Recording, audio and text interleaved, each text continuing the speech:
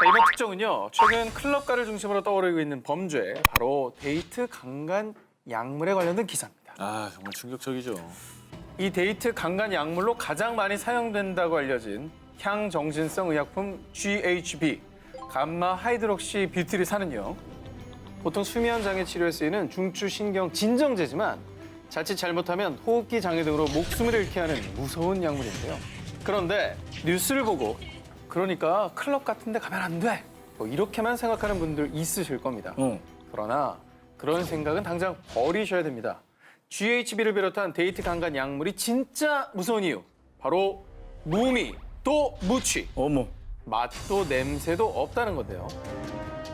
2018년 중국의 한 남성이 짝사랑하는 여성의 음료에 데이트 강간 약물을 넣어 먹게 한 뒤 성폭행한 사건 등 꼭 클럽이 아니더라도 꼭 낯선 사람이 아니더라도 언제 어디서든 이 범죄에 노출될 수 있다는 거죠. 아니 무생무치는 그냥 생수 같은 거네. 물에다 탔을 때 아무 느낌이 없는 내가 탔는지 모르는 거구나, 먹으면서. 그냥 물인 줄 알고 마시는 거야. 너무 무섭다. 너무 무서워. 자, 이 약물의 위험성. 음료에 소량만 타도 10에서 15분 이내에 효과가 나타나고요. 체내에 흡수되면서 기분이 좋아지다가 정신이 몽롱.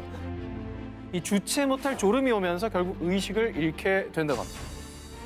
그래서 저러고선 나중에 깨면 그냥 내가 술을 많이 먹어서 뭐 필름이 끊겼나 봐 이렇게 생각을 하는 거죠. 왜냐하면 그리고 먹을 때 이상 징후가 없었기 때문이죠. 오늘 그냥 컨디션이 안 좋아서 주량보다 되게 조금 먹었는데 빨리 취했나 그래, 보다 그래, 이렇게 취했다고 생각하는 해야지. 거죠, 그냥. 그리고 이게 굉장히 무서운 이유가 혹여 이상함을 감지하고 신고를 했더라도 보통 24시간 이내에 소변 검사 등을 하지 않으면 약물 성분이 모두 몸 밖으로 배출돼 어머머. 증거가 남지 않는다고 합니다. 자, 그럼 이 무시무시한 데이트 강간 약물로부터 나를 지킬 수 있는 방법이 없느냐? 10번, 100번 입 아프게 말해도 지나치지 않죠. 의심하고 또 의심할 것. 처음 본 사람이 주는 거 절대로 드시지 말고 그렇지. 캔이나 병 음료는 본인이 직접 개봉하는 것. 미국 연방 여성보건협회에서도 이렇게 고지를 하고 있습니다. 뭘 다 아는 것 같지만 이거 방심을 하죠. 사람 조금만 안다 싶으면. 특히나 뭐 낯선 곳에 갔을 때는 더욱더 주의를 하셔야 될 것 같고요.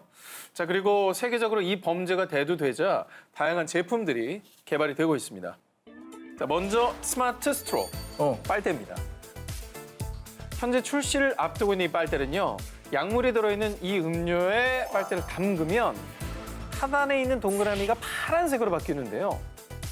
대표적인 데이트 강간 약물인 GHB와 케타민, 이 두 가지 종류의 약물을 100% 검출할 수 있다고 하고요. 다음은 특수 화학물질을 이용해 만든 매니큐어입니다.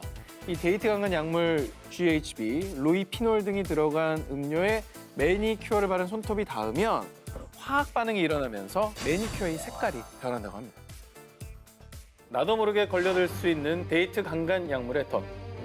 언제 어디서나 방심해선 안 되겠습니다. 2017년 수원에서 20대 남성 사망. 2017년 25세 여성 자택에서 사망. 이 두 사람이 안타깝게 목숨을 잃은 원인.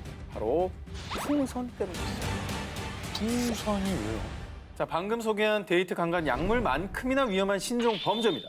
2013년 베트남의 유흥업소를 시작으로 전 세계에 퍼진 휘핑가스 해피벌룬은요. 일명 마약 풍선으로 불리며 심각한 범죄로 떠오르고 있는데요. 참고로 이 휘핑가스는 원래 의료 목적으로요. 주로 치과에서 마취할 때 쓰이는 아산화질소 성분인데요. 그런데 이 일부 몰지각한 사람들은 이 휘핑가스를 환각제로 사용하고 있다고 합니다. 야, 정말 사용하기에 따라서 뭐 다양하게 환각제가 될 수가 있다. 그러니까 일상에서 구할 수 있는 게 환각제가 돼버린 거죠. 가스가 든 캡슐을 풍선에 주입해 흡입하면요. 해피벌룬이라는 이름처럼 달콤한 맛이 나면서 몽롱해지고 기분이 좋아진다고 하는데요. 지난해 영국 명문 축구팀 아스널 소속 선수들이 시즌 개막을 앞둔 시점에 클럽에서 향정신성 약물인 해피벌룬을 흡입하는 영상이 보도되면서요. 약물 남용이 아니냐는 논란이 일기도 했죠. 자, 사실 이 물질은 환각에 빠지게 하는 게 진짜 위험합니다. 치명적인 문제 또 피해는 없는지 알려드리겠습니다. 시작은 달콤할 수 있겠지만 그 대가는 정말로 무시무시합니다. 악성 빈혈, 호흡 곤란으로 인한 질식, 기억 상실, 척수병증, 기형아 출산, 어머. 심지어는 사망에 이를 수도 있다고 합니다. 엄청나네. 자, 이렇게 심각한 문제를 처리하다 보니 2017년 7월 환경부는 아산화질소를 환각물질로 지정, 화학물질관리법에 따라 의료용이 아닌 목적으로 판매하는 것을 금지했는데요. 문제는 휘핑크림 제조용으로 인터넷 오픈마켓 등에서 휘핑가스 캡슐을 구매할 수 있다 보니 이런 법의 빈틈을 노려 자신을 환각과 죽음의 덫으로 모으는 이들이 있다는 겁니다.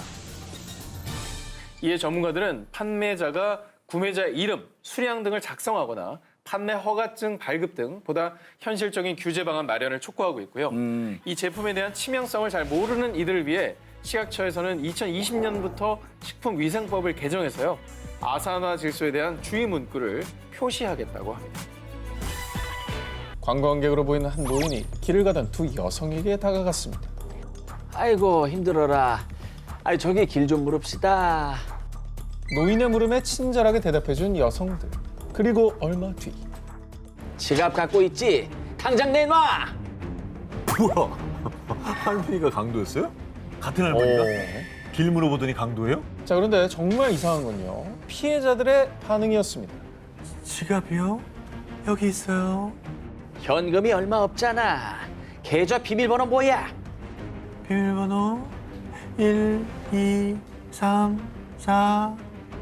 여성들은 이 노인과 일면식이 없는 사이인데도 불구하고 노인의 요구대로 순순히 금품을 주고 계좌 비밀번호를 알려주었습니다. 뭐야? 할머니가 혹시 뭐 주술 같은 거 걸었어요? 노인은 지도를 가리키며 길을 묻는 척하면서 여성들이 지도를 보려고 집중하는 그때 여성들의 얼굴에 마약 가루를 물어버린 겁니다. 와, 여기다가 가루를 놨다가? 악랄하다, 악랄해. 이거 영화로 만들면 대박이다. 여성들이 흡입한 건 스코폴라민이라 불리는 마약, 일명 악마의 숨결. 이 스코폴라민은 소량만 흡입해도 강력한 환각작용을 유발, 와. 무능력, 무의식, 무저항 상태가 되는데요. 그래서 피해 여성들은 마치 좀비처럼 본인의 의지대로 행동하지 못하고요. 노예라도 된 듯 노인의 요구사항을 그대로 따랐던 겁니다. 자, 그리고 설사 약 기운이 떨어진다고 해도 자신이 무슨 행동을 했는지 아무런 기억도 하지 못한다고 합니다. 완전 범죄야. 특화되어 있는 무섭다. 마약이네. 근데 대낮에 파리 번화가에서 일어난 일이래잖아요. 어디 음침한 데도 아니고. 그렇습니다. 어디 뭐 무서워서 어디 가겠어요? 자, 노인을 포함한 3명의 일당은 이 같은 수법으로 최소 20차례 강도짓을 감행. 자, 또 다른 피해자 중 한 명은 무려 11만 2,500달러, 한화 약 1억 5천만 원을 갈취당하기도 했습니다. 이뿐만 아니라 이 마약, 이 스코필라민의 원산지인 콜롬비아에서는 성폭행, 강제 장기 적출 등 매년 최대 5만 건의 스코필라민 관련 범죄가 발생한다고 합니다. 순식간에 사람을 좀비, 노예로 만드는 무서운 마약, 악마의 숨결. 공포 그 자체인 이 마약은 영화 속에서나 일어나는 허구가 아닌 무섭고 끔찍한 현실이었습니다. 2022년 4월 영국 19세 여성 에버 킬링은 친구들과 함께 한 바를 찾았습니다. 그런데 어느 순간 어지럽더니 구토를 했고 걷지도 못했어요. 이상 증세를 호소한 킬링. 친구들의 도움을 받아 겨우 귀가했는데요. 그리고 다음 날 갑자기 팔이 부어올라 병원을 찾은 킬링은 알 수 없는 무언가에 오염된 주사 바늘에 찔린 것을 확인했습니다. 어머, 몰래 또 무슨 약물 주입하고 이런 거 아닙니까? 그러니까 주사 테러 같이. 야, 그럼 뭐 구토하고 걷지도 못할 정도면 이거 심각한 뭐 이상한 물질을 넣었나 보죠? 그리고 앞서서 2021년 10월 영국 친구들과 함께 클럽을 찾은 19세 여성 자라 오웬은 갑자기 블랙아웃. 집에 어떻게 왔는지 기억이 나지 않아요. 다리가 아파서 보니까 바늘에 찔린 자국이 있더라고요. 불행 중 다행으로 끔찍한 성범죄에 희생되진 않았지만요. 오웬 역시 정체불명의 주사바늘 테러 피해를 입었습니다. 아니, 범행 수법이 동일하잖아요. 그러니까 뭐 여성들을 노리는 어떤 범죄 같은데. 그런데 이 두 사건은 빙산의 일각에 불과했습니다. 2021년 영국 2달간 주사기 테러 274건 발생. 2022년 프랑스 석 달간 주사기 관련 300건 이상 민원 접수. 이 밖에도 독일, 아일랜드, 스페인 등 유럽 곳곳에서 수백 건의 주사바늘 테러 신고가 접수됐습니다. 이 정도의 어떤 숫자면 한 사람의 소행이 아닌 걸로 보이는데 이게 근데 어떤 목적으로 왜 사람들 저렇게 찌르고 다니는 겁니까? 자, 유럽을 덮친 의문의 주사바늘 테러 사건에 각국에서 수사에 돌입했습니다. 대부분의 피해자가 어지러움, 구토 증상을 보이고 심할 경우 기절까지 했는데 문제는 피해자들을 찌른 범행 도구인 주사바늘은 전혀 발견되지 않았고요. 피해자들의 이상 증상을 유발한 약물의 정체도 확인 불가. 확인 불가래. 뭔지도 몰라. 나도 모르게 누가 찌르고 간다니까 이거 너무 공포스러운데요. 하지만 무엇보다 가장 큰 문제는 수백 명의 피해자가 발생했지만 주사바늘 테러의 배후, 범인에 대한 실마리조차 찾지 못했다는 겁니다. 단순한 장난이 아닐 수도 있다는 생각이 들고 그게 무서운 것 같아요. 대체 뭘 원하는 건지, 뭐 왜 자칫 이러는 건지. 인신매매나 성범죄로도 이어질 수 있는 충분한 개연성이 있거든요. 빨리 잡아야겠는데요. 그렇죠. 유럽을 덮친 의문의 주사바늘 테러는 여전히 계속되고 있는데요. 부디 하루빨리 범인이 잡히고 실체가 밝혀져 더 이상 피해자가 발생하지 않길 바랍니다. 너 그거 구했어? 난 아직. 병원에선 처방을 안 해주더라고. 야, 무슨 걱정이야. 요즘 SNS에서 다 팔아. 같이 사자. 일부 청소년들 사이에 이 약이 엄청난 붐을 일으키고 있습니다. 바로 향정신성 식욕 억제제. 나비처럼 생긴 모양 때문에 일명 나비약이라 불리는 약입니다. 자, 요즘 일부 청소년들의 경우 깡마른 몸매에 대한 병적인 선망을 가지고 있는데요. 다이어트를 위해 무작정 굶다 못해 먹고 토하기를 반복하는 일명 먹토. 또 씹기만 하고 뱉어버리는 일명 씹토에 그치지 않고 인위적으로 식욕을 억제하기 위해 불법적으로 식욕 억제제를 구입해 복용하는 겁니다. 아, 저걸 왜 선호할까? 마른 체형을 선호하면서 뭐 개말라, 뼈말라 뭐 이런 말까지 있다고 하더라고요. 아니, 불법적으로 구입해야 되는 약이면은 함부로 복용하면 절대 안 될 텐데. 이거 큰일인데요. 그렇습니다. 청소년들의 일명 나비약을 은밀히 구해야만 했던 이유. 전문가들에 따르면요. 나비약의 성분은 일명 필로폰이라 불리는 메스암페타민과 유사합니다. 청소년들이 마약에 손을 댄 거나 마찬가지인 겁니다. 이 나비약의 일부 성분이 마약류로 지정됐을 만큼 중독성과 위험성이 심각한 수준입니다. 그래서 의사의 처방이 필수. 만 16세 이하 청소년에겐 처방하지 않고요. 일부 심각한 비만 환자들이 의사의 처방에 따라 단기간에 소량만 복용하는 약입니다.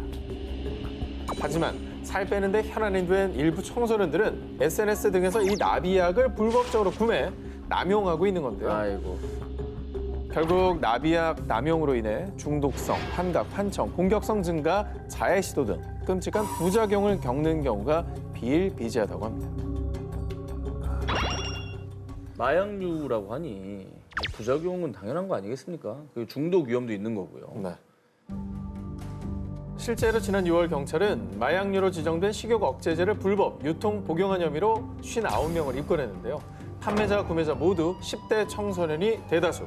그중에는 겨우 13살에 불과한 아이들도 많아 충격을 더했습니다. 청소년들 사이에 불법 성행하는 마약성 식욕 억제제, 나비약. 부디 청소년들이 이 나비약의 위험성을 똑바로 인지하고 더 이상 부작용 또 피해에 시달리지 않도록 범죄 수렁에서 빠져나오길 바랍니다. 자, 혹시라도 방송 보시면서 뭐 관심을 기울였던 분 있다면 이건 마약이니까 절대로 구매하려는 생각 하지도 마시기 바랍니다. 2022년 8월 16일 미국 텍사스주 휴스턴. 에린 밈스는 생일을 맞아 한 식당에서 남편과 생일 파티를 했는데요. 그리고 부부는 즐거운 마음으로 식당을 나와 주차장으로 향했습니다. 그런데 5분 뒤 밈스는 끔찍한 범죄의 희생자가 됐고 급히 병원으로 이송됐습니다. 5분 만에 범죄를 당했다고요? 5분 만에. 뭐 흔히 말하는 퍽치기 이런 건가요? 밈스가 쓰러진 이유 다름 아닌 쓰레기 때문이었습니다. 어? 차를 타기 전 조수석 손잡이에 휴지가 꽂혀 있는 걸 본 밈스. 대수롭지 않게 여기며 손으로 휴지를 주워 버렸습니다. 그리고 식당 화장실에서 손을 씻고 차로 돌아왔는데 그 순간 And maybe like 5 minutes, my whole arm started tingling, started feeling numb, and then I couldn't breathe. I started getting hot flashes, my chest was hurting, my heart was beating really fast. 민수의 팔 전체에 마비 증상이 오더니 급기야 발열과 호흡 곤란 증상까지 발생. 결국 민수는 병원으로 긴급 이송됐습니다. 도시 괴담 중에 이런 얘기 비슷한 얘기 많았잖아요. 그러니까 이게 그냥 현실판으로 벌어진 거네. 장갑을 끼고 다녀야 되나? 뭐 어떻게 해야 되는 거야 도대체? 열쇠 차고 장갑 끼고 이러다가 좀 어떻게 해야 됩니까? 옛날로 돌아가야 됩니다 이거. 밈스가 병원에서 소변, 혈액 검사 등 각종 검사를 실시한 결과 밈스의 증세는 급성 약물 중독. 더 큰 문제는 약물의 정체도 확인되지 않았다는 겁니다. 밈스를 노린 거예요? 아니면 묻지마 테러예요? 알 수 없죠. 그것조차도 알 수 없는 거죠. 아니 그러니까 보통 차에 전단지 같은 것도 많이 꽂혀 있고 다 빼서 뭐 쓰레기 버리잖아요. 있으면 그냥 버리게 되잖아요. 아, 누가 여기다 꽂아놨어? 그러고 버리겠죠. 야 이거는 그것도 아예 못 건드릴 거 아니야. 이게 너무 무서우니까. 뭔지 모르니까. 내가 피해자가 될 수도 있는 거고. 밈스는 해당 사건을 자신의 SNS에 공유하며 앞으로는 밖에서 정체를 알 수 없는 쓰레기를 맨손으로 만지지 말라며 경고했는데요. 여러분, 앞으로 절대 쓰레기를 보더라도 맨손으로는 만지지 마시기 바랍니다. 2017년 말레이시아의 한 클럽. 40대 여성 헬렌 로가 갑자기 현기증을 호소하더니 쓰러지고 말았는데요. 잠시 후 눈이 뒤집힌 채로 입에 거품을 물더니 급기야 피까지 토하던 그녀. 심지어 자신의 혀를 깨물며 자해를 하기 시작했는데요. 그래. 놀란 친구들이 그녀를 도우려 했지만 헬렌은 친구들을 마구잡이로 물기까지 괴이한 행동을 보였습니다. 그러다 병원에 이송된 헬렌은 결국 혼수 상태에 빠진 지 6일 만에 사망했습니다. 우리가 요즘에 유행했던 드라마 그 좀비들 많이 나오잖아요. 갑자기 막 정체가 바뀌면서 막 사람들 공격하고 막 이런 상황인 거잖아요. 지우학이잖아 지우학. 그런데 더 충격적인 사실은 당시 말레이시아에서는 헬렌처럼 괴이한 행동을 보이다가 사망한 사람들이 최소 10명 이상, 불과 한 달 사이 10명이 의문사를 당하고 말았습니다. 뭐야? 비슷한 증상으로 사망을 했다니까 뭔가 연관이 있을 것 같아요. 난 코로나 같은 전염병일까 봐 걱정이네요. 한순간에 사람들을 죽음으로 몰고 간 것의 정체는 바로 동그랗고 납작한 알약 한가운데에 새겨진 유명 SNS의 좋아요 로고. 어머. 그러니까 헬렌을 포함한 사망자들은 일명 좋아요 알약으로 불리는 신종 마약을 복용한 뒤 비극을 맞이하게 된 겁니다. 이거 환각을 유발하고 말잖아요. 보통 뭐 중독에 빠지긴 하지만. 근데 8명이나 사망에까지 이르게 한 걸로 보면은 저 알약에 뭔가를 또 추가했을 것 같은 느낌이 드는 거죠. 약간 독약 같은 거를 네. 주입을 했다거나. 알려진 바에 따르면 좋아요 알약은 강한 각성 및 환각 효과 등을 일으키는 엑스터시의 한 종류로요. 더 큰 문제는 불법으로 거래되는 만큼 성분과 복용량 등 명백한 제조 기준이 없는 것. 이로 인해 부작용이 더욱 심각하고 급기야 복용자를 죽음으로 내모는 겁니다. 어쨌든 저 알약을 제조한 사람은 뭐 찾거나 뭐 잡거나 그랬습니까? 이 좋아요 신종 마약은 불법으로 암암리에 유통되는 만큼 현재 그 배후나 범인을 밝히는 게 쉽지 않다고 하는데요. 친숙함을 가장한 악의 세계. 지금도 어디선가 유통되고 있을지 모르는 미스터리한 죽음의 신종 마약. 더 이상의 피해는 없어야 할 것입니다. 낭만적인 노천 카페와 역사적인 건축물이 즐비한 거리, 그리고 축구 덕후들에겐 꼭 한 번 가보고 싶은 꿈의 도시입니다. 바로 스페인의 수도 마드리드인데요. 자, 그런데 이 정열 가득한 도시 마드리드가요, 절도와 또 강도가 판을 친다는데요. 자, 뒤에서 수면제나 마취제를 묻힌 가재 수건으로 입과 코를 막아 잠들게 한 뒤 현금을 빼앗아 가기도 하고요. 마취를 해? 특히나 이 무시무시한 절도가 발생을 많이 하는 우범 지역은 마드리드의 중앙역 아토차역 근처 골목에서 자주 일어난다고 합니다. 그러니까 여행객들이 자주 지나다닐 수밖에 없는 그런 거리인 거죠. 또 마드리드에서 내 주머니뿐만 아니라 영혼까지 탈탈 털어가는 곳이 또 있습니다. 마드리드의 대표적인 상업지구인 카야오 지구, 또 푸에르타 델 솔, 일명 솔 광장, 또 꽃보다 알베에서 이순재 선생님이 홀로 찾았던 스페인 광장까지 이렇게 사람이 많은 관광지에서 일명 들치기라고 해서요. 들치기? 예, 한 명의 관광객들에게 말을 걸고 그때 다른 공범이 가방 훔쳐 도망가는 범죄가 자주 성행을 한다고 합니다. 그리고 이렇게 관광지 주요 스팟마다 철저히 주의를 기울였음에도 혹시나 강도들에게 탈탈 털렸다면 보통 마드리드에 위치한 대사관에 도움을 청하거나 현지 경찰에 신고를 하실 텐데 이때 스페인어 못하시는 분들을 위한 꿀팁을 알려드리겠습니다. 자, 마드리드의 일부 경찰서에는 스페인어와 한국어가 함께 표시된 분실, 범죄 피해 신고서가 비치돼 있다고 하니까 담당 경찰관에게 달라고 요청을 하시면 됩니다. 자, 그리고 오늘 스페인 여행객들을 위한 상징 스쿨 하나 또 있습니다.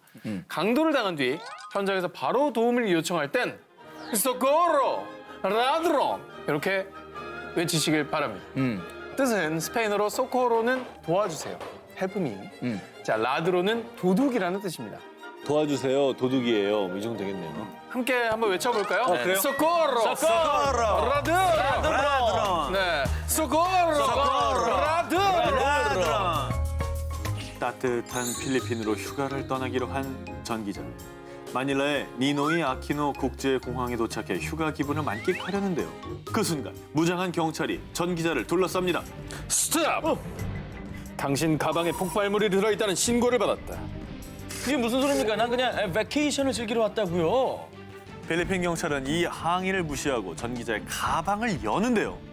그런데 놀랍게도 전 기자의 가방에서 발견된 총알! 이 총알을 보자 더 험악해진 경찰들은 전 기자에게 돈을 주지 않으면 철창에 가둬놓겠다라면서 협박합니다.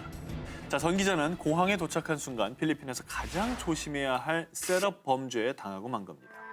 필리핀 현지 일부 부패 경찰이 범죄 조직과 짜고 외국인에게 치는 사기극으로요. 외국인의 짐에 총알 등의 폭발물이나 마약을 몰래 집어넣고 체포를 하겠다며 금품을 뜯어내는 겁니다. 만약에 그러면 그 경찰에게 내 거 아니다. 돈을 안 주면 어떻게 됩니까? 최악의 경우에는요.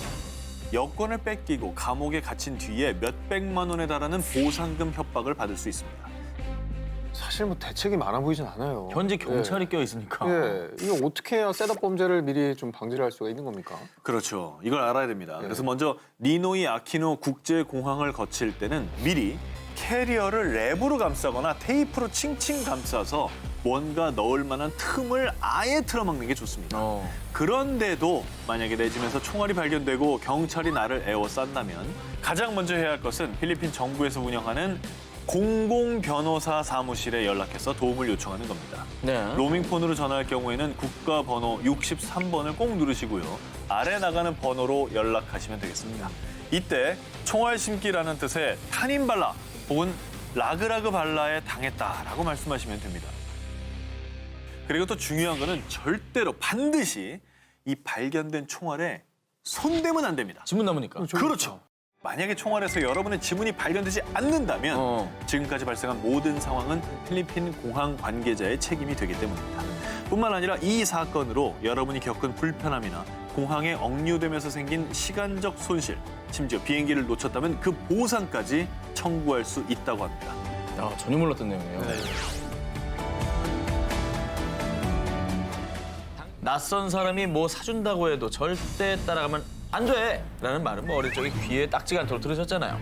그때의 기억을 살리셔서 자동 반사 모드로 낯선 사람이 뭐 준다고 해도 절대 남의 짐 대신 들어주면 안 돼! 남이 맡긴 가방 속에 마약이 들어있어가지고요. 나도 모르게 마약 밀수에 이용당할 수 있는 겁니다.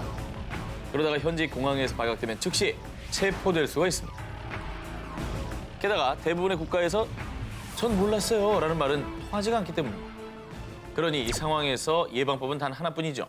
바로 처음부터 매몰차게 거절하는 겁니다. 그래서 오늘 제가 이 작은 행위가 어떤 불행과 범죄를 초래했는지 다양한 사례를 준비해봤습니다. 첫 번째, 지인이 짐 운반을 부탁하는 경우입니다. 2004년 평범한 주부였던 장미정 씨는 남편의 지인에게서 사례금 400만 원을 줄 테니 프랑스로 금광 원석을 갖다 달라라는 부탁을 받습니다. 하지만 파리 오를리 공항에 도착하고 보니 가방 속에 있는 건 원석이 아니라 마약, 코카인이었습니다. 장미정 씨는 그 즉시 마약 운반 현행범으로 체포돼서 카리브해에 위치한 마르티니크 뒤코스 교도소에서 억울하게도 1년을 넘도록 살아야 했습니다. 아, 진짜 억울하다. 참고로 이 안타까운 사연은 2013년 전도연 주연의 영화 집으로 가는 길로 각색되기도 했죠. 뿐만 아니라 뭐 다큐도 있었고요. 그쵸. 네, 저때 저 영화도 굉장히 화제였죠. 뭐지? 왜 그랬죠? 뭐야? 좀비야? 아, 몸이 안 좋으신 것 같은데? 에? 에?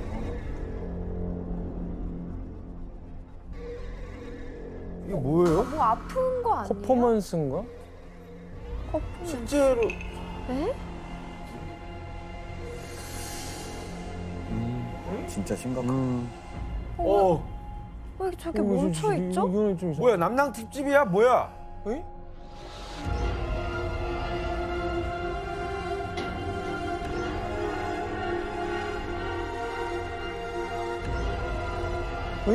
영화 아니에요 이거? 영화 아니에요. 영화는 아니고 실제 이야기. 진짜예요? 실제 장면으로 저 연기가 아니라고요? 이해하시면 되겠습니다. 진짜로? 저 연기가 아니야? 어머나. 뭐야 무슨 일이야? 주무시고 계신 것 같은데? 뭐야? 이게 무슨 일이에요 진짜로? 뭔가 후유증 같은 뭐 느낌인데? 금병이나 뭐. 아니 근데 그 병이 있으면 보통 집에 있잖아요. 근데 갑자기 길 가다가 멈춰서 저렇게 아니 그러니까 누워 있는 게 아니라 맞아요. 서 있는 게 이해가 아니 저 안 가네요. 정도면은 거리를 다니면 안 되는 상태 같은데 제가 맞아요. 볼 때. 그렇죠. 예. 병원에 있을 법한 분들이 지금 길거리를 행보하고 있는 거잖아요. 네, 매우 심각한 상태인 듯 보이는데요. 마치 좀비 영화에서나 볼 법한 맞아요. 장면이 도심 한복판에서 벌어지고 있는 셈인데 사실 이 사람들에게는 공통점이 있다고 합니다.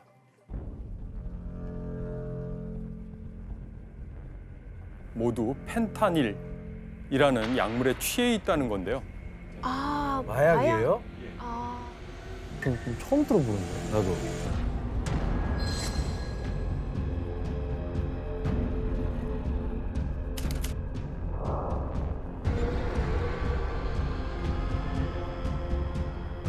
(2020년과 2021년에) 교통사고, 총기 사고 등을 제치고 코로나 감염을 빼면 미국인 사망 1위의 원인으로 등극했을 정도랍니다.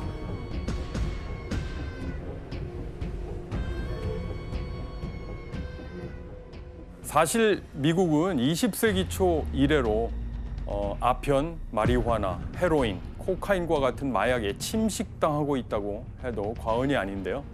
그렇다면 이 위험한 마약들 대체 다 어디에서 미국으로 들어온 것일까요? 야, 21세기에 미국으로 들어오는 마약 유통의 큰 부분을 차지하고 있는 건 바로 이웃나라 멕시코입니다. 그리고 남아메리카의 콜롬비아입니다. 국제 마약계에 말하자면 양대 산맥과도 같은 나라인데요. 맞아요 유명하더라고요. 멕시코와 콜롬비아는 이제 마약 밀매 조직들의 존재 때문에 매년 세계에서 치안이 가장 불안한 나라나 도시 목록에서 빠지지 않고 있는데요. 멕시코는 마약의 제국이라고 하는 불명예를 떠안게 된 걸까요? 그 인연을 좀 들여다보도록 하겠습니다. 시간을 거슬러 19세기 후반에 멕시코의 시날로아라는 서쪽에 있는 지역에 태평양을 건너서 중국인들이 이주하게 되는데요. 이 시기 중국인들은 어떻게 멕시코에 오게 된 걸까요? 뭐 노동하러 간 거 아닐까요? 그렇죠. 일자리를 일종의 찾아서 세계적인 지역 간의 이동의 결과였다고 볼 수 있는데요.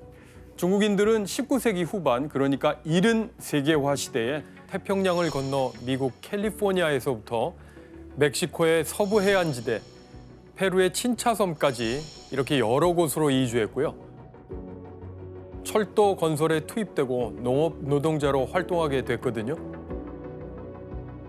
그런데 중국인들이 이 지역에 유입되면서 여러 가지 일을 가져옵니다. 그 중에 하나가 바로 오늘의 주제와 관련이 아편? 있겠죠. 양귀비 그렇죠. 같은. 예, 양귀비, 아편 양귀비 종자였다고 하는데요. 아편 전쟁에서 배운 그 아편. 예.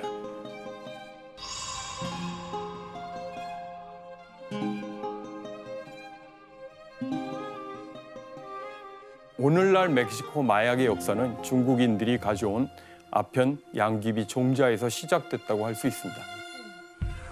이렇게 멕시코에서 19세기 말부터 아편이나 마리화나가 재배됐는데요. 그러면서 이런 노래 가사까지 나올 정도였다고 합니다. 크리스티안 씨, 네. 네, 라쿠칼라차 노래 잘 알고 계시죠? 그럼요. 예. 혹시 앞부분만 살짝 너무 잘 들려주실래요? La cucaracha ya no puede caminar porque no tiene, porque le falta marihuana que fuma. fumar. 예. 마리화나. 마리화나 예, 가사에 마리화나라는 번호가 들어가 있어요. 마리화나 이제 피우는 거. 라쿠칼라차라고 하는 게 번역을 하면 바퀴벌레라는 예, 바퀴벌레죠. 바퀴벌레가 피울 마리화나가 없어서 걸어갈 수가 없다. 걸을 수가 없다. 이렇게 돼 있습니다. 와 이거를 어렸을 때 그렇게 신나게 불렀던 거야? 제가 그러니까 멜로디는 되게 익숙한데 가사를 처음 들었어요.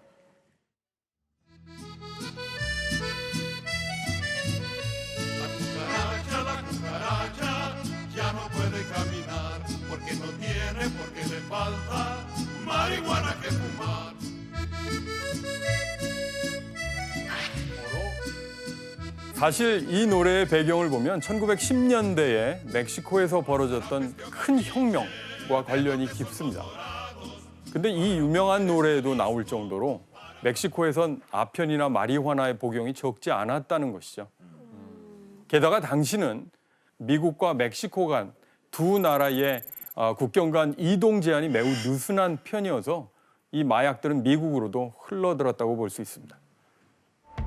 멕시코의 서북부 지역이랄까요? 또는 중북부 지역이 굉장히 중요한 지역으로서 1970년대 초부터 생아편, 마리화나를 재배해서 판매하는 그런 핵심적인 지역이라고 볼 수 있습니다. 그러면서 본격적으로 국제적인 마약 밀거래업자가 된 것입니다. 처음에 그 체계는 매우 단순한 편이었다고 알려져 있습니다. 이를 판매하고 운송하는 구역을 가리켜 플라사라고 불렀는데요. 영어식으로는 플라자라고 할 수 있죠. 플라사. 당시 플라사의 규모는 작은 마을이나 도시 정도였다고 합니다. 그러다가 국경 도시 티후아나가 마약의 유입 경로로 자리 잡게 되고 멕시코에서 미국으로 유입되는 마리화나의 양은 1970년대 초만 하더라도 더 이상 두고 보기 어려운 수준에 이르렀다고 합니다. 하면은 당시에 그 미국 사람들이 저 그 마리화나를 얼마나 키운 거예요? 전체 마리화나 소비량의 50%에서 60%가 멕시코산이었고 마리화나를 그 사용하는 사람이 숫자는 150만 명을 넘었대요. 150만 명? 예, 엄청 많이 배웠죠. 예. 이 시기 마리화나가 미국에서 사회적 문제로 떠오른 데는 당시 젊은이들 사이에 크게 유행했던 문화가 큰 영향을 미쳤습니다. 뭐였을까요? 사진으로 확인해 볼까요? 아, 히피 문화인가요? 히피네, 히피 문화. 네. 사진 보니까 바로 히피라는 단어가 떠오르시는 모양인데요.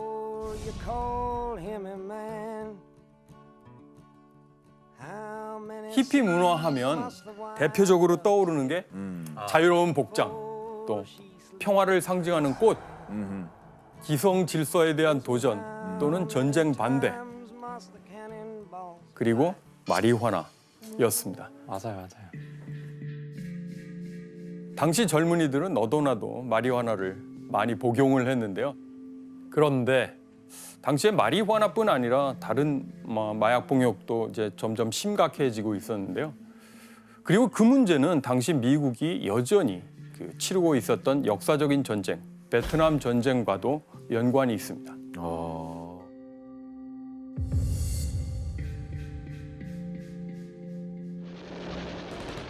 베트남 전쟁 당시에 전쟁터에서 여러 가지 부상을 통해서 굉장히 아프면 결국 그걸 참기 위해서 진통제를 이제 맞게 되겠죠. 그런 마약성 진통제에 익숙해져 있던 참전 군인들이 미국으로 돌아와서도 그 마약을 끊지 못했던 것이죠. 그래서 사회적인 문제가 커졌던 것인데요. A congressional report has estimated that 10 to 15% of American servicemen in Indochina are heroin addicts.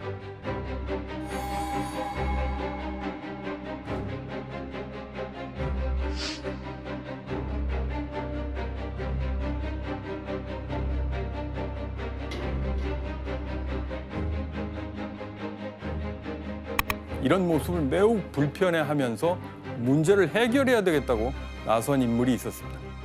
혹시 누구였을까요? 바로 미국의 리차드 닉슨 대통령이었습니다. 대통령이네, 대통령. 닉슨 대통령은 1971년 6월에 미국 역사상 최초로 마약과의 전쟁을 선포하면서 대대적인 마약 소탕 작전을 펼쳤습니다. America's public enemy number one in the United States is drug abuse. In order to fight and defeat this enemy, it is necessary to wage a new all-out offensive. This will be a worldwide offensive, dealing with the problems of sources of supply as well as Americans who may be stationed abroad wherever they are in the world. 국가 차원에서 나선 거네요. 그렇죠. 얼마나 심각하면 대통령이 저걸 지금까지 하겠어요. 인정하는 마약 거네요. 근절을 그 위한 얼굴 문제는. 표정이 어때 보이죠? 너무 어두워요. 굉장히 화가 많이 단호해 나셨어요. 보여요. 예. 그게 발표문에서도 확인됐듯이 이 마약에 대처하는 닉슨 대통령의 태도는 매우 강력했죠. 매우 강경했고 마약을 공공의 적 1호, 퍼블릭 에너미 1호라고 부를 정도였습니다. 결국 닉슨은 1969년에 미국 멕시코 국경을 사실상 봉쇄하고 또 멕시코인들의 이주를 제한하는 이른바 차단 정책을 실시하기도 했고요.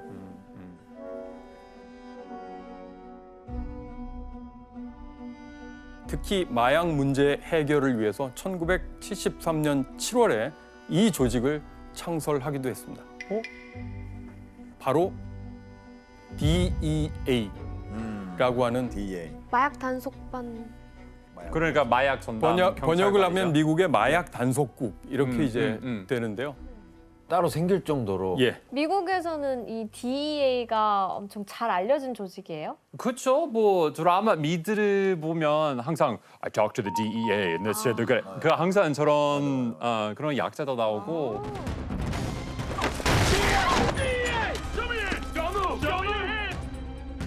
경찰보다는 뭐 또 다른 군대 같은 느낌이더라고요. 그래서 국제적으로도 다른 나라 가서 어떤 작전을 펼치기도 하고 그리고 뭐 갑자기 카르텔의 보스 검거하기도 하고.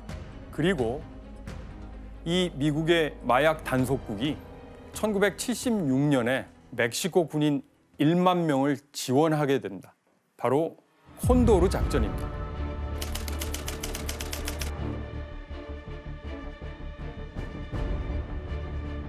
콘도르 작전을 통해서 미국의 DEA는 멕시코의 블랙호크 헬리콥터를 제공한다든가 해서 마리화나 초목에 제초제를 뿌리는 방식을 취한 것이었습니다.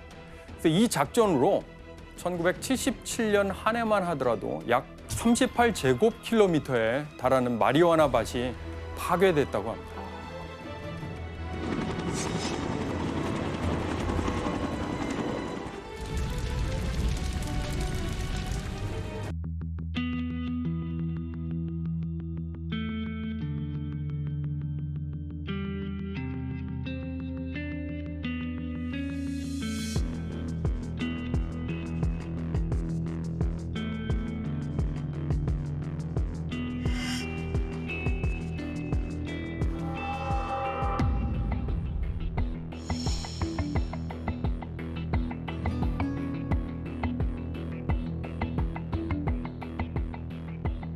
이 시사 주간지 기사 내용에 코카인은 미국을 대표하는 마약이다. All American Drug. 미국을 대표하는 마약이 강한 눈보라처럼 몰아친다.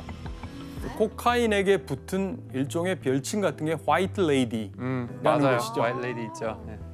그리고 당시 포드사 연 매출이 약 370억 달러였는데 미국 내 코카인 정매출이 비슷했다고 하더라고요. 맞네, 진짜 그 대기업 매출 수준이랑 비슷한 거네요, 진짜. 그런데 이런 상황에서 한 가지 문제가 더 발생하게 됩니다.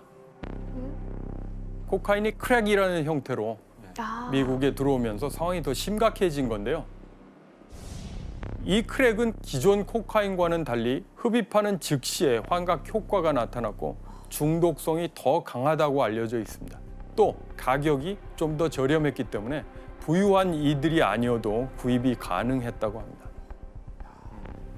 그래서 1982년에서 1985년 사이에 미국에서 크랙을 사용한 사람들이 160만 명에 달할 정도였습니다. It's just like, getting cookies at a store. You can go anywhere and get it. Good to go. Take him, move in.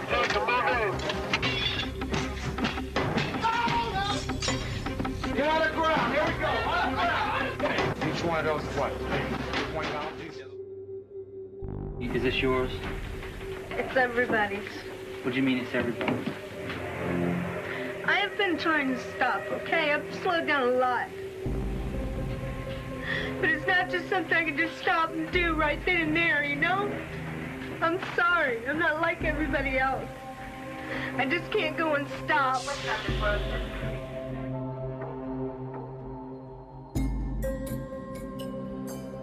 미국이 그럼 뭔가 움직임을 보이진 않았어요? 예, 1980년대 초 미국의 로널드 레이건 정부 역시 강력한 마약 단속 정책을 공표하고 나섰습니다. Drugs are menacing our society. 37 federal agencies are working together in a vigorous national effort. And by next year, our spending for drug law enforcement will have more than tripled from its 1981 levels. 레이건 정부가 추진한 마약 정책의 특징은 군사화와 공급 축소였습니다. 한마디로 마약 생산지에서 군대를 동원해서 아예 마약 재배 단계부터 싹을 자르는, 즉 원천 봉쇄하려는 방식이었습니다. 그리고 이 마약 문제에 레이건 대통령뿐 아니라 영부인 낸시 레이건까지 나서게 되는데요. There's a drug and alcohol abuse epidemic in this country, and no one is safe from it because it's aimed at destroying the brightness and life of the sons and daughters of the United States. And when it comes to drugs and alcohol, just say no. So, won't you join us in this great new national crusade? 이게 마약 퇴치 노래예요? 일종의 캠페인 영상인데요.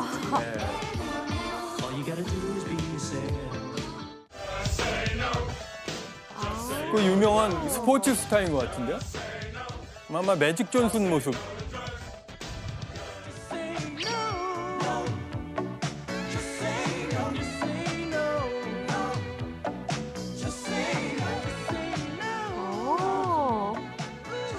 제가 어렸을 때 이런 거 많이 봤어요. TV에서. 네. 지금 보셨듯이 계속 반복되는 멘트가 있죠. Just say no. Just say no. 낸시 레이건은 그냥 아니라고 하세요. 캠페인을 시작했는데 당연히 이 캠페인은 마약 사용의 위험성을 강조하는 데 목적이 있었습니다. 그리고 이 캠페인 슬로건, 구호는 1980년대를 풍미하고 대표하는 정치적인 구호가 되었죠. 이렇게 레이건 정부는 마약 문제에 대해 강경책을 또 구사하기 시작했고요. 특히 마이애미 쪽으로 오는 밀매 통로를 완전히 차단해버렸습니다. 그렇다면 이런 레이건의 조치에 가장 큰 타격을 받은 사람은 누구였을까요? 카르텔이죠. 에스코바리죠. 예, 메데인 카르텔. 맞습니다. 바로 콜롬비아의 마약 카르텔이었는데요. 그들의 운송 통로가 막혀버린 것이죠. 그런데 이때 콜롬비아 카르텔의 문제를 어느 정도 해결해 줄 수 있는 또 다른 인물이 나타납니다. 그리고 그는 콜롬비아 마약 카르텔의 위기를 해결하는 동시에 멕시코 마약 카르텔의 역사를 바꿔놓는데요. 그 주인공은 바로 누굴까요? 그 주인공은 바로 미겔 앙헬 펠릭스 가야르도라는 인물입니다. 이것도 머그샷이네요. 펠릭스는 멕시코의 마약 카르텔을 설명할 때 보스 중에 보스. El jefe de jefes. 예, 바로 두목 중에 두목, 우두머리 중에 우두머리를 얘기하는 거고요. 멕시코 마약 카르텔의 초석을 다진 사람인 거네요. 맞습니다. 펠릭스는 1970년대 중반에 멕시코에서 두 번째로 큰 도시인 과달라하라를 중심으로 한 과달라하라 카르텔의 수장이 되었던 인물인데요. 그의 전직이 무엇이었을까요? 뭐였을 것 같아요? 설마 막 뭐 마약 단속반 출신 아니죠? 아니야. 정답. 지원 씨. 문제 아니지? 예, 퀴즈까지는 아닌데요. 그래도 손을 드셨으니까. 순간 문제인 줄 알았어. 경찰인가? 경찰인가? 정답입니다. 와. 그의 전직은 바로 멕시코의 연방 사법경찰이었습니다. 야. 경찰이 어쩌다가 경찰 출신이 범죄 조직을 말하자면 창설했다 또는 강화했다 뭐 이런 상황이 펼쳐진 거죠. 정확히 무슨 일을 했는데 이렇게 거물이 된 거예요?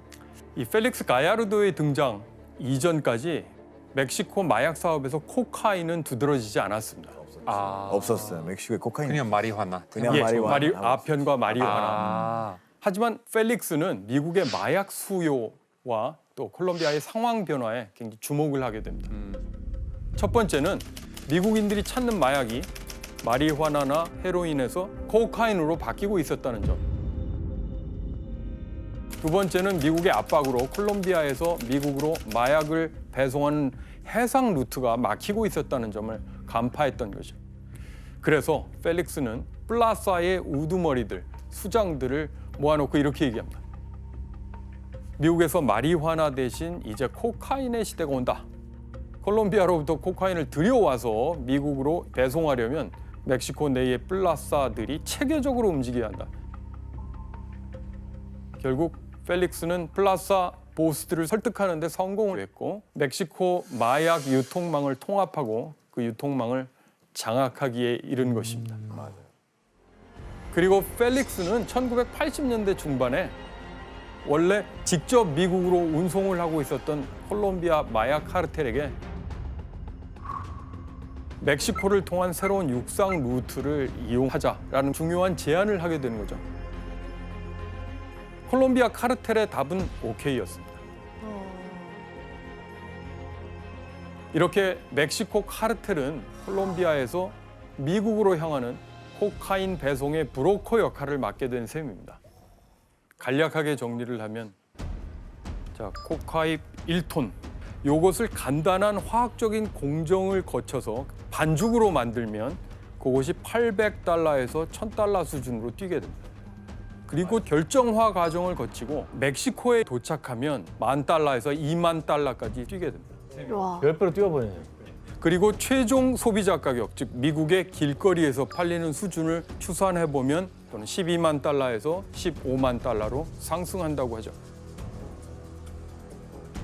자, 이런 코카인 유통 경로는 1980년대 당시에 미국에서 소비된 코카인의 60%를 차지했답니다. 그러면서 펠릭스는 그 이용료를 상당히 두둑하게 챙기게 되겠죠. 와, 말도 안 된다. 한마디로 펠릭스와 그의 조직인 과달라하라 카르텔은 마약 카르텔 역사에 결정적인 역할을 한 셈입니다. 자, 그런데 저 진짜 펠릭스 가야르도에게 어느 날 예상치 못한 위기가 닥쳐오는데요. 펠릭스의 동업자로 라파엘 까로 낀테로라는 인물이 있었는데 이 사람이 미국의 마약 단속국 DEA 요원을 살해한 혐의로 체포된 것입니다.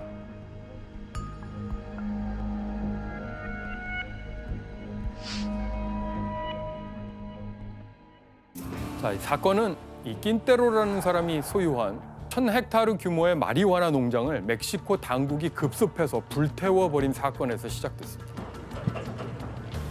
당시 불태워버린 마리화나의 양은 약 1만 톤으로 추정이 되는데 1억 6천만 달러 상당으로 알려져 있습니다.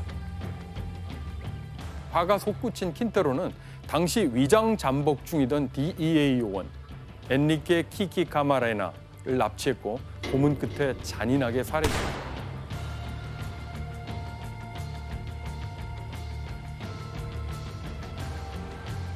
실제로 그 코몬을 했던 그 집 뒷마당에서 거기서 이제 시체를 버리고 갔는데 그냥 대놓고 네 근육이 드러나 있었고 저기 창도 그렇고 다 그냥 시체 내부 기관들이 다 네, 나와 있었고요. 맞아요. 나와 있었고 머리 쪽에서도 드릴로 구멍을 뚫은 그런 흔적까지 있었는데 뭐 거의 악마적인 범죄인 셈인데요. 너무나 비인적인 방법으로 고문을 했었던 거죠. 예, 이 사실을 알게 된 미국 정부는 어떻게 대응했을까요? 명분이 생겼다 아닙니까? 명분. 그렇지, 뭐 가만히 있지 않아요. 이제 명분이 확실히 생겼. 또 기회이기도 한 셈이죠. 뿌리 뽑아야죠. 우선 레이건 대통령부터 나서서 이 사건에 대한 특별 담화문을 발표하는데요. Enrique Camarena Salazar, Special Agent of the Drug Enforcement Administration, was conducting an undercover investigation in Guadalajara, Mexico, to smash a ring of drug traffickers. He was kidnapped, tortured brutally, and killed. In the crusade for a drug-free America, these heroes gave all that they had and all that they were. Let us do all that we can to honor their memory.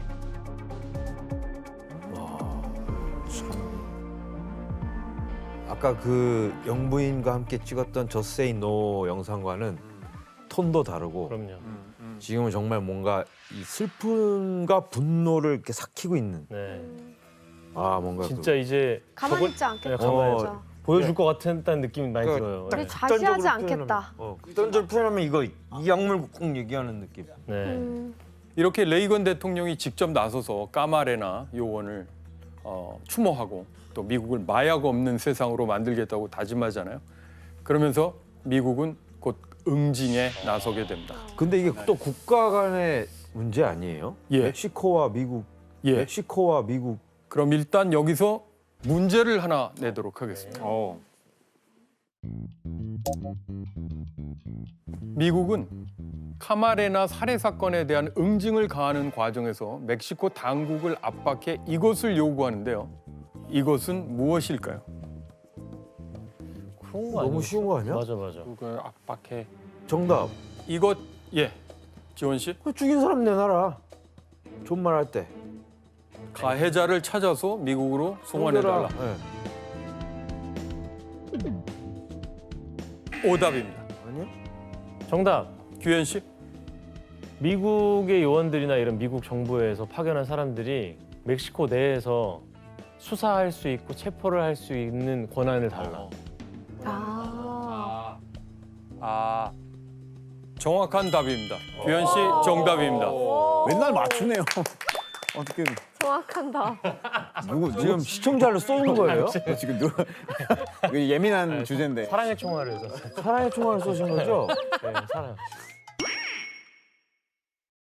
미국은 멕시코 당국을 압박해서 작전 지휘권을 넘겨받고 멕시코 내에서 무장 추적 활동을 벌이게 됩니다. 1985년 3월에 FBI 요원들이 파견돼서 사실상 멕시코 경찰과 또 군병력 일부까지 지휘하는 셈입니다. 그래서 카르텔 두목들을 체포하게 되는데요. 특히 까마레나의 납치 용의자로 지목됐던 3명을 모두 잡았다고 합니다. 킨테로도 이 과정에서 체포됐고 결국 그는 DEA 요원을 납치하고 살해한 혐의로 40년형을 선고받게 되었습니다. 그리고 미국은 이 DEA 요원 살해 사건에 연루된 마약 카르텔들을 처단하는 데 그치지 않고 한 가지 더 해결책을 제시합니다. 숨진 요원의 희생을 기리기 위해서 1986년 10월에 새로운 마약법, 마약 남용 금지법이라고 알려진 법이 시행되는데요. 이 법의 주요 내용 중에 마약 단속을 위해서라면 당사국이 허락하지 않더라도 미국이 그 나라의 영토에 가서 독자적인 활동을 벌일 수 있다는 대목이 있었습니다. 그 때문인지 그 사건 이후로 미국 DEA 요원이 지금까지 살해당한 사례는 없다고 알려져 있습니다. 못 건드리는구나 이제. 멕시코의 마약왕 그 펠릭스는 어떻게 됐어요? 전방위적으로 이제 압박을 하는 사이에 그래서 펠릭스는 미국의 추적을 피하기 위해서 가족들과 잠적을 했는데 그 전에 그가 한 일이 있습니다. 자기 그 카르텔 영역을 조직의 부하들이나 자기의 친척, 지인들에게 분할해 준 것인데요. 그 뒤 과달라레 카르텔은 티후아나, 시우다드 후아레스, 또 멕시코만, 골포라고 부르는 시날로아 등등 여러 곳의 카르텔로 분할 발전하게 됩니다. 그래서 이 펠릭스의 조직 분할 작업은 현재 멕시코 마약 카르텔의 출발점이라고 볼 수 있는 것이죠. 단독으로 하다가 독점으로 하다가 아예 그냥 프랜차이즈처럼. 프랜차이즈를 냈네. 아주 효과적인 비유였는데요.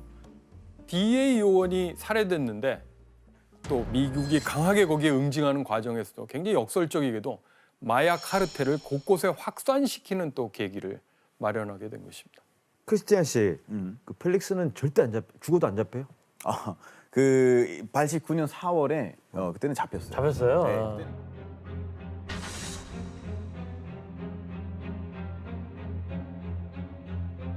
드디어 잡혔는데 그때는 이제 징역 40년 받았었어요. 한 28년 정도 됐었을 때 다시 그 재심이 진행이 돼서 37년 추가됐어요. 추가됐다고요? 네, 징역이. 네. 그러면 총 77년형이에요? 그렇죠. 못 나가죠, 그냥. 재심은 누가 신청? 본인이. 네. 본인이 신청했다가 그걸 신청해가지고 37년형. 셀프. 셀프로. 셀프요, 셀프. 거기가 편안했나 봐요. 그랬나 봐요. 그런데 콜롬비아와는 달리 멕시코의 마약 카르텔들은 단일한 조직이라기보다는 여러 지역에 뿌리를 둔 느슨한 연합이라고 할까요? 거기에 이제 훨씬 가까웠던 거죠. 그래서 펠릭스 한 명이 사라진다고 해서 또 크게 타격을 받지는 않았던 거라고 볼 수 있습니다. 펠릭스의 카르텔 분할 과정에서 그야말로 역대급 마약 카르텔과 그 수장이 탄생하게 되는데요. 지금 꽤 오랜 기간 미국 수사기관의 지명수배 1순위이기도 했던 그 인물은 도대체 누구일까요? 또 뭐야? 또 누구야?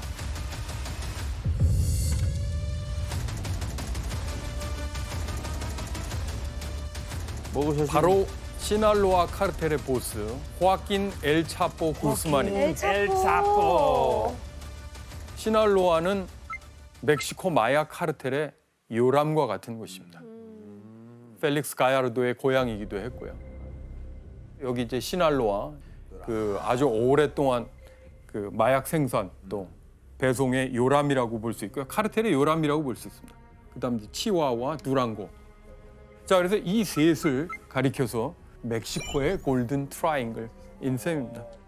여기로부터 국경지대까지 바로 이제 마약 생산과 운송의 중요한 루트가 되는데요. 미국으로 밀매되는 마약의 65%가 바로 이 시날로아 카르텔을 통해서 유통된다고 추정되었습니다. 끝이 없네, 끝이 없네. 이 막강한 카르텔의 수장이 호아킨 엘 차포 구스만이었던 것이죠. 구스만이 그 펠릭스의 뒤를 이어서 이 카르텔을 발전시키고 있는 것 같은데 어떤 방식으로 이 시날로아 카르텔을 발전시킨 건가요? 예, 그가 했던 일은 육상 운송 루트를 새로운 방법으로 업그레이드 시켰다고 볼 수 있습니다. 바로 지하 터널을 만들어서 활용하는 방식이었고요. 땅으로 다녔다. 땅을 팠다고? 이런 식으로 지하 터널을 만들어서 이전보다 많은 양을 빠른 시간 내에 유통시킬 수 있었는데요. 아, 철로도 있네요. 되게 깔끔하게 놨네요. 깔끔하네요. 조명까지 있으니까 되게 잘 되어있는 것 같은데요. 아니, 잘 줘놨네. 저거를 짓는 동안 모른다고?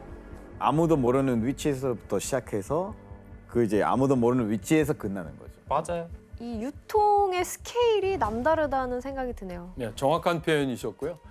마약이 오고 가는 터널은 주로 멕시코와 미국 국경 사이에 집과 창고를 사서 지하를 뚫었다고 합니다. 멕시코의 티후아나에서 미국 샌디에고의 오타이 메사라고 하는 창고 구역까지 연결된 터널입니다. 그 길이가 730m였다고 하고요. 이렇게 구스만이 뚫어놓은 터널들은 최근까지도 곳곳에서 발견되고 있다고 합니다. 그러면 그렇게 해서 이송을 해서 이제 미국에 도착한 마약들은 뭐 또 그럼 그걸 유통해 줄 수 있는 사람이 또 있을 거 아니에요? 예. 현재로 보면 멕시코 마약 카르텔들은 밀수 업무를 담당하는 전문 인력들을 육성하면서 미리 확보하고 미국 내의 유통을 담당시키기 위해서 큰 도시, 예를 들어 로스앤젤레스, 댈러스, 시카고, 애틀란타 등의 거점을 두고 직접 유통을 해서 결국 수익을 높이는 방식이죠. 예, 그러고 있다고 합니다. 칼데론은 미국의 지원을 요청합니다. 당시에 미국 대통령이 이제 조지 W. 부시 대통령이었는데요. 부시 대통령은 2007년 멕시코의 메리다라고 하는 곳에 방문해서 이 칼데론을 만나고 메리다 계획을 발표하게 됩니다.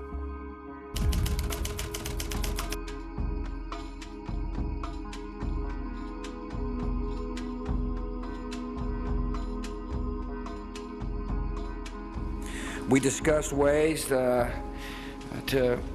make our nation safer, both nations safer, and both nations prosperous.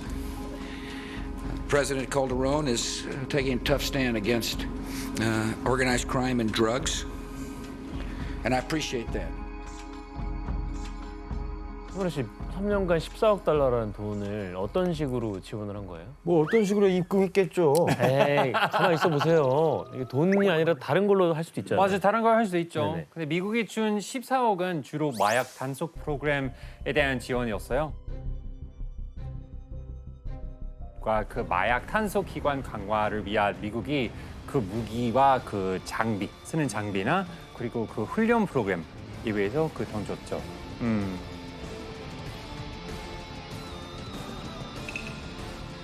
칼데론의 첫 번째 조치는 마약 문제 해결을 위해서 군대를 동원한 거예요.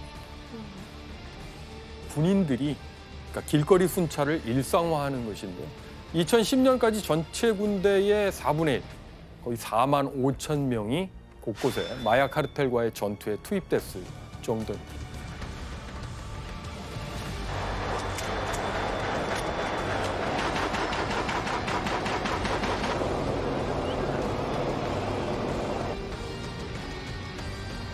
칼데론이 마약 문제 척결을 위해 선택한 두 번째 방법은 바로 마약 카르텔의 수장들을 제거하는 것이었습니다. 왜냐하면 조직의 우두머리를 제거하면 조직이 무너질 가능성이 크다고 판단을 했거든요. 이렇게 근데 예전에 비하면 네. 이게 지금 너무 분화돼 있어서 네. 나는 이게 이 사람이 진짜 수장인지 아닌지도 의심스럽고 아니 누가 대리인으로 야 네가 나 대신 들어가 그럴 수도 있는 거고 맞아. 막 거물급이 아니라서 난 너무 수사가 어려울 것 같아. 그런데 일단 수치로 보면 어느 정도 성과를 거뒀다고 얘기할 수 있는 대목이 있어요. 마약과의 전쟁을 선포한 이후에 5년 넘게 코카인을 한 110톤 정도 압수했습니다. 그리고 총기류도 뭐 거의 10만 건 이상, 그다음에 뭐 비행기도 500대 이상, 또 상당한 현금이 압류됐다고.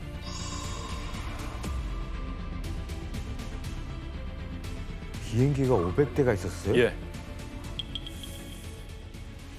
또 2010년까지 한 4년 동안인데 조직원들이 거의 380명 정도 범죄인 인도 조약에 따라 미국으로 넘겨졌다고 합니다. 어느 정도 성과가 있으면 뭐 멕시코 정부가 이제 승리한 거네요. 거의 뭐 이제 마약과의 전쟁에서. 그런데 전반적인 평가에 따르면 칼데론 정부의 마약과의 전쟁은 사실 성공보다는 실패에 가깝습니다.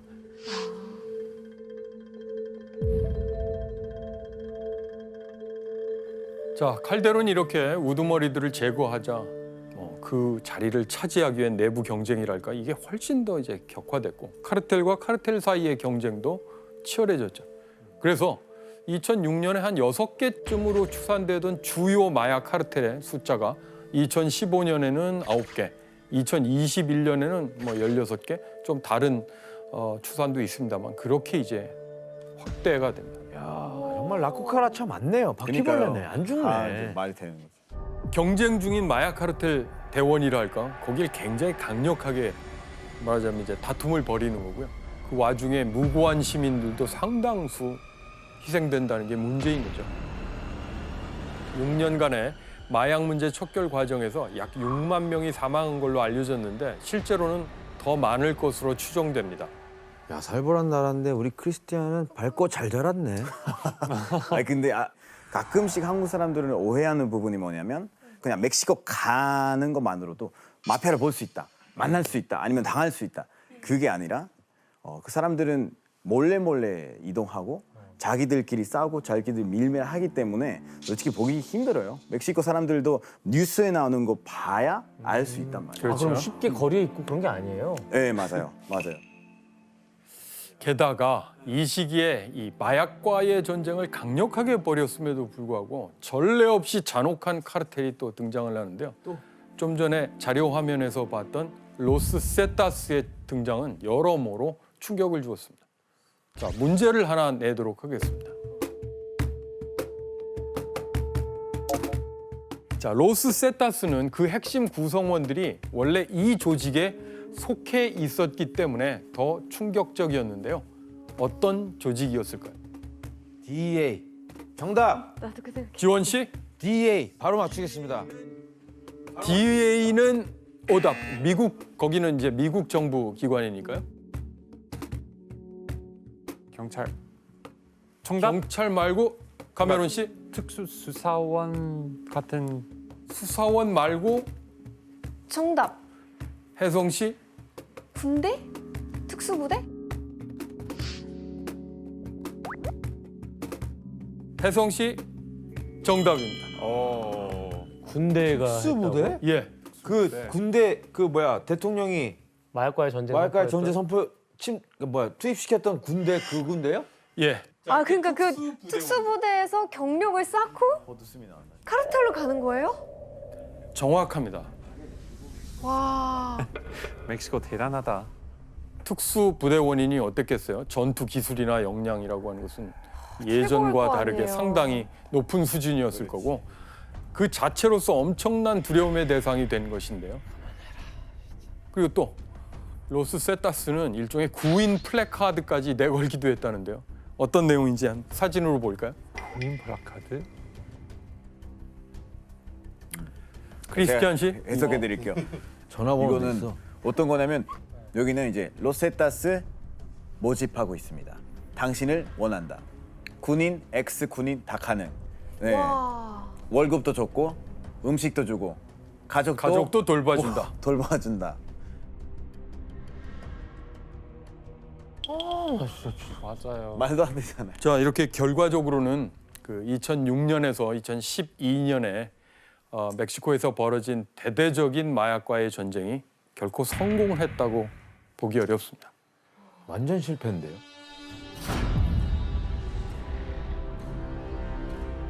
그다음 두 번째는 경찰의 부패 또는 뭐 무능력이랄까요. 그걸 얘기하지 않을 수 없습니다.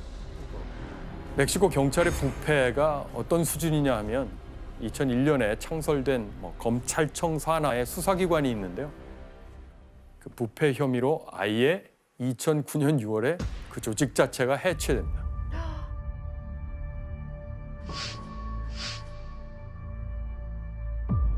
(2010년 8월에는) 연방 경찰 34,500명 중에서 10%에 해당하는 3,200명이 부패 혐의로 해고됐고 또 다른 465명의 경찰이 임무 수행 소홀로 면직됐습니다.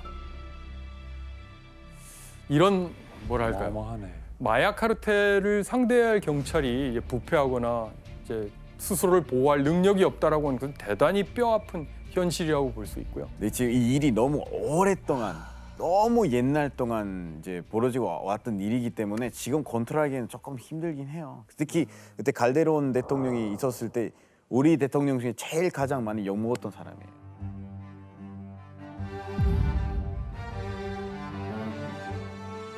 그리고 미국의 이중적인 역할을 지적하지 않을 수 없습니다. 자, 미국은 멕시코 마약 전쟁의 원인을 제공한, 왜냐하면 최대의 소비 국가이기 때문에. 제가 본 통계에 따르면 2008년에서 2009년 미국 정부의 조사 결과 12살 이상의 국민의 8.7%, 이걸 계산을 하면은 2,100만이 넘어가는데요. 마약을 복용한 적이 있다고.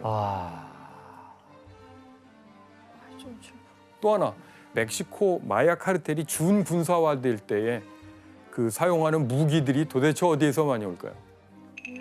예, 출처가 주로 미국으로 되어 있습니다. 미국의 이 같은 이중적 역할에 대한 만평을 하나 볼까요? 2011년 6월에 이 만평 제목이 불쌍한 낡은 멕시코였습니다. 이 만평은 미국이 멕시코로부터 마약을 사들이는 와중에 총기를 수출한다는 것을 보여주고 있고 결국 그래서 멕시코의 폭력 사태에 기여하고 있다는 것을 보여줍니다. 미국인 남자가 있죠. 불쌍한 멕시코. 마약 거래를 그만두지 않는 한 저 모든 폭력은 멈추지 않을 텐데. 이렇게 이제 말하고 있다. 그러니까. 예. 미안해요. 뭐 미안할 게 없는데 이제 실제로 전 대통령이 한 얘기인데 Pobrecito México, tan lejos de Dios y tan cerca de los Estados Unidos. 불쌍한 멕시코. 신과는 너무 멀고 미국과는 너무 가깝구나라는. 미국에서 마약도 하고 사고 그러는데 전쟁, 죽음, 피 모두 다 멕시코에 있다. 그렇다면 2022년 현재 라틴 아메리카 마약 카르텔은 어떤 상태일까요?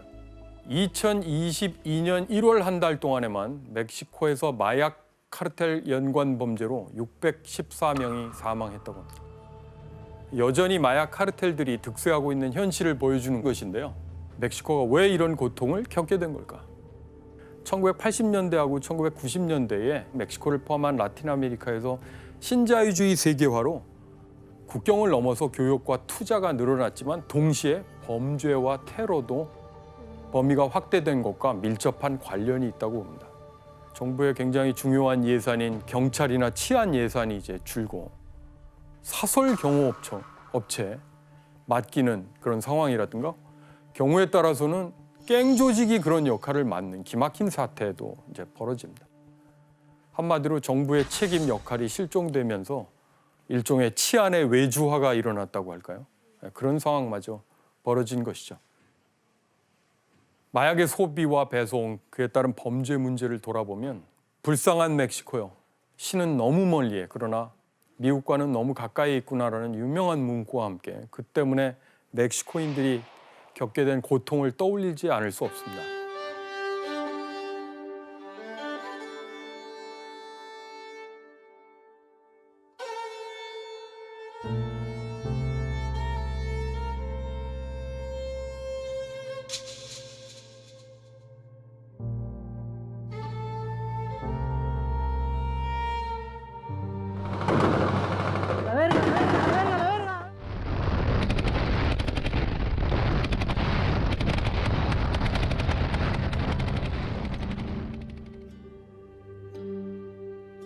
과연 안전하고 건강한 국민의 삶을 위해서 국가의 공적인 책임 범위가 어디까지여야 하는지,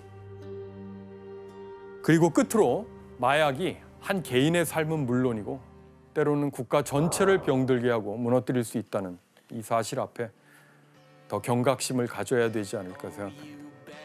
우리 멕시코 사람들도 그렇고 우리 해외에 있는 사람들도 그렇고 조금 건강한 생활에 좀 집중을 했었으면 하는 마음이 생겼어요.